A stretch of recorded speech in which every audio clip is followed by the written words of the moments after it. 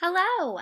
Today we are doing the order of operations so that we can evaluate numerical expressions. Now, order of operations is fancy for PEMDAS. Remember, PEMDAS is how we can remember the actual order of operations. When you have a math problem, you must do anything in parentheses first. Then you move on to exponents. E is for exponents. Then you come to M and D. Multiplication and division are inverse operations. That means they're opposites. So one is no more powerful than the other. So you do multiplication and division as they occur from left to right. Same for addition and subtraction. Both of those come last as they occur from left to right. So make sure you write down PEMDAS somewhere because it is going to help you solve every single problem today. All right, so here's an example of a numerical expression. It's a numerical expression because it's made of numbers and operations. Our job is to find the answer. So let's go through our checklist. The first thing, parentheses, there are none. So I'm going to mark that out. Exponents, there are none. So now we need to look for multiplication or division. So as we read from left to right, we'll see what we come with to first. Subtraction, division, ding, ding, ding. So I am going to do 24 divided by 8 first. 24 divided by 8 is going to give me 3. So I'm going to write down that answer, and then you have to bring down everything else that you didn't do. Keep everything in order. So 17 was first, then the minus. This became a 3 times a 4 plus a 6. That's the most common mistake is kids don't bring down the other stuff in the correct order. Okay, so let's go back to this problem now. I'm still looking at multiplication and division. Subtraction, here's multiplication. I need to multiply 3 times 4. 3 times 4 is 12. Okay, bring down the rest. I still have a 17. I have a subtraction symbol. I lost my pen. Give me a second. 3 times a 4 was a 12, and I have a plus a 6. Now, is there any more multiplication or division? Nope.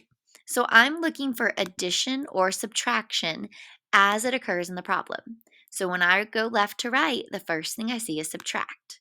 So I'm going to subtract 17 minus 12, and that's going to give me 5. Bring down your plus 6. There's only one operation left to do, which is add. 5 plus 6 equals 11. So if you notice your problem starts off as a really long problem, you're making sure you identify which part of the problem you're working on, and the problem will slowly make its way down to just one single value. Let's try another one. Ooh, I think I skipped one. Let's do this one. So go through my checklist. Do we see parentheses? No. Do we see exponents? No. Let's look for multiplication or division. Remember, as you go left to right. So the first thing I see is divide. 27 divided by 3 is going to be 9. Write down the rest of the problem. You're going to get some handwriting practice today. I don't know why my pen keeps disappearing. It's annoying.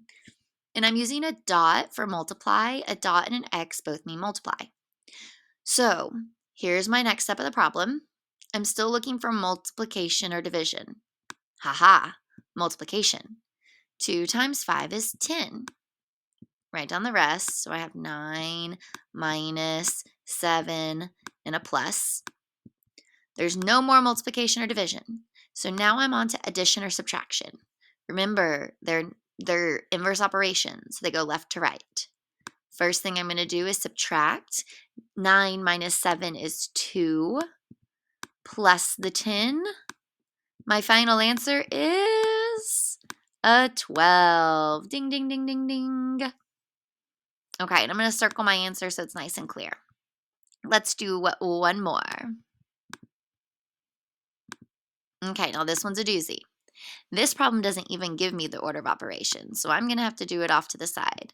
Please excuse my dear Aunt Sally. And you know what? I don't even like the way I wrote that because you see how I have multiplication above division? That's not a good idea. I'll forget. So let's try that again.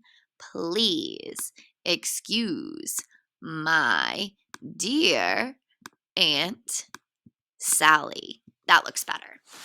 This time I do have parentheses. Oh, holy moly. Do I have parentheses? So I have brackets and I have normal parentheses. Well, you're always going to work from the innermost part out. So I need to do 3.6 divided by 0.9. Now, what you don't see is I have a calculator in my hand. You need to have a calculator as well. So 3.6 divided by 0.9 is going to give me 4. Okay, so here's my parentheses.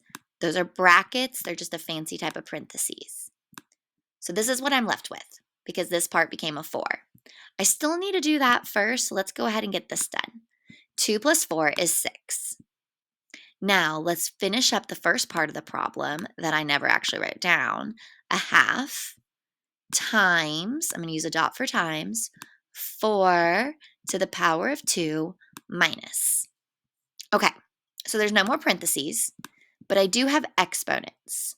4 to the power of 2, this is the same as 4 written 2 times. 4 times 4 is 16. So that becomes a 16. So that became 16. And I have 1/2 times 16 minus 6. So I've done exponents. Now it's multiplication or division. When I look at the problem, multiplication comes first. So 1/2 times 16, remember you can use a calculator or your brain. Half of 16 is 8. Keep that minus 6. 8 minus 6 equals 2. So the answer to this crazy looking problem is 2. Okay, and you get that answer by following the order of operations. Let's make sure that's the last slide. It was. So in this video, you learned how to identify the order of operations, PEMDAS. We learned how to evaluate expressions using order of operations, and we learned how to use a calculator to evaluate numerical expressions. Now, before you go, I want to show you one more thing. Okay, I'm going to split my screen. So the screen's going to get pretty small right now. You can also use Desmos from the start. So I showed you how to solve this problem step by step following order of operations, but look what I can do. I can type in 1/2 times 4, this button is power of 2, minus, okay, it doesn't give me fancy brackets, which is okay. I'm just going to use a regular parenthesis, 2 plus another parenthesis, 3.6 divided by 0.9. I need to close it and close it.